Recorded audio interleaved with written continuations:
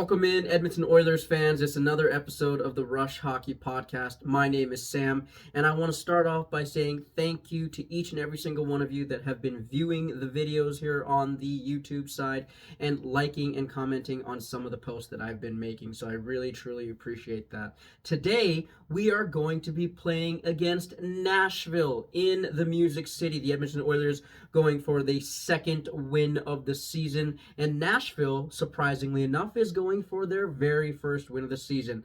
Much like the Edmonton Oilers, Nashville acquired some really good offseason talent, some talent in the offseason, but they have started their season 0-3. The Oilers started 0-3 until getting their victory against Philadelphia last game. So the Oilers are hoping to go into Nashville and steal a game, but this is the tale of the similar teams. They have somewhat similar stats, and we're going to see what breaks today. The Oilers' mentality in tonight's game should be bend but don't break. We need to get a victory. And Nashville and Edmonton are two teams that are somewhat similar in the sense that they are both supposed to be considered Stanley Cup contenders, especially with the offseason that Nashville had, with the additions that they added. Nashville seems to be a much stronger team. Their goaltender has signed long-term, very young goaltender in UC Saros. So we'll see what tonight holds. That game is going to be at 8 p.m. Eastern, 7 Central Standard Time for those of you who are tuning in to watch.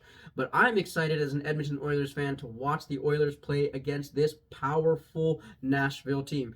Don't let that record fool you that they're 0-3, because the stats on this team show something completely different. Let's take a look. When we look at the shots per game, Nashville averages about 37 shots per game as opposed to the Oilers' 31. Both these teams are number 1 and number 2 in the face-off percentage, where Nashville just has that slight edge in face-off win percentage.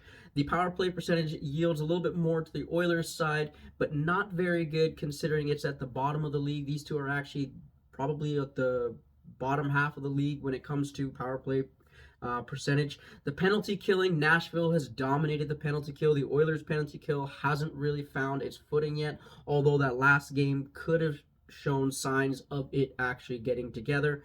But we'll see today with that face-off and the power play and the penalty kill, it could mean a whole lot of trouble. Special teams could play a real factor into tonight's game. The goals for both these teams haven't really gotten a chance to score with the offensive talent that they have. I guess the superstars just haven't woken up. But the goals for the Edmonton Oilers have 7. The Nashville Predators have 6. The goals against, Nashville has yielded 4 less goals in the stat comparison, which is surprising because these two teams should be at the top of the league for not allowing goals. But Edmonton's defense is a little bit shaky, and I think Nashville's defense is somewhat similar. They have some good players on there, but I think it's the team defense is what makes these two teams very similar. And as I said before, Edmonton has the 1 win, and Nashville does not have that win. They both have 3 losses. So we're going to see what happens to tonight's game based off of the tale of the tape. To take a look at the Edmonton Oilers lineup, the projected lineup that we have, ideally we wanted to see Leon Draisaitl man his own line, but I think Coach Knobloch is going to stick to his guns and stick with that top line of Connor McDavid, Leon Draisaitl, and Zach Hyman. On the second line, Ryan Nugent-Hopkins will man that with Victor Arvidsson and Podkolzin.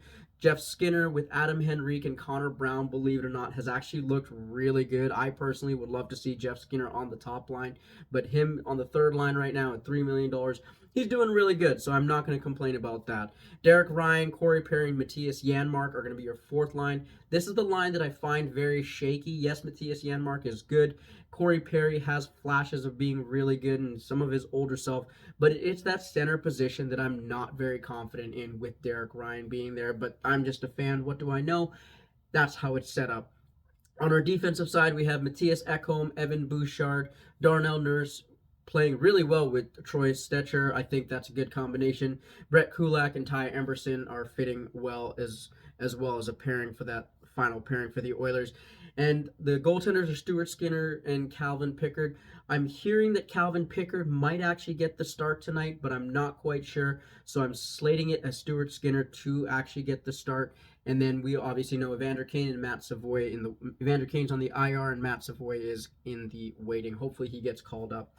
The projected lineup for the Nashville Predators are going to be O'Reilly, Forsberg, and Nyquist on that top line, with Steve Stamkos, Novak, and Evangelista on the second line, Janikowski, Sissons, and Marchessault on that third line, Smith, McCarron, and Tomasino on the fourth line. You can see the additions that Nashville made to really solidify and round out their offensive group. They are very strong offensively, even though they only have 6 goals on the season. I'm very confident that can turn around very quickly. And their defensive pairing, somewhat similar to ours. They have Roman Josi and Dante Fabro. That's their top 2 unit. Both guys can move the puck. They can distribute it to their forward group. Brady Skjei is another one of the off-season acquisitions that they got that really solidifies that defensive side, with Luke Shen and Jeremy Lawson and Alex Carrier will round up that forward group, or that defensive group, I should say. UC Saros and Scott Wedgwood are your goaltenders, and most likely Saros is going to get the start today. But we'll see what happens. Guys, I'm excited to see this game. I'm hoping that you guys are excited to see this game. Let me know in the comments what you guys think of who's going to win, maybe what the final score is, and maybe a player to watch out for. And as always, don't forget to hit the like, subscribe, and share button.